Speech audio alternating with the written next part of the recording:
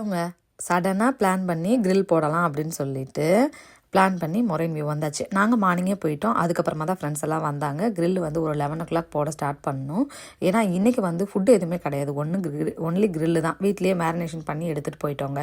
எடுத்துகிட்டு போயிட்டு கிரில்லெல்லாம் போட்டுட்டு சாப்பிட்டு முடிச்சுட்டு குழந்தைங்களுக்கு கேம்ஸ் எல்லாம் வச்சுட்டு அடுத்து வந்து மொஜிட்டோ போட்டோம். மொஜிட்டோ போட்டு முடிச்சுட்டு டீ எல்லாம் குடிச்சிட்டு ஒரு 5:30 அங்கேருந்து கிளம்பிட்டோம்.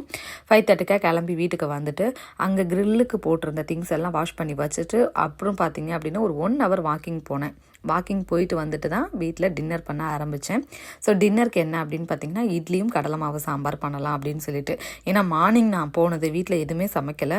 சரி கிட்ஸுக்கு பசிக்கும் அப்படின்னு சொல்லிட்டு இட்லியும் கடலை மாவு சாம்பாரும் சிம்பிளாக பிளான் பண்ணி வச்சாச்சுங்க. நாங்கள் சிக்கனாவது சாப்பிட்டோம். தர்ஷுக்குட்டி பார்த்தீங்க அப்படின்னா ஜூஸு இந்த மாதிரி தான் சாப்பிட்டுட்டு இருந்தான். கொஞ்சம் விளையாட்டுலேயே இருந்தான். எதுவுமே சாப்பிடல அப்படின்னு சொல்லிட்டு தான் கடகடன் பண்ணிகிட்டு இருக்கிறேன். நெக்ஸ்ட் ஒரு ஷார்ட்ஸில் பார்க்கலாம். பாய்.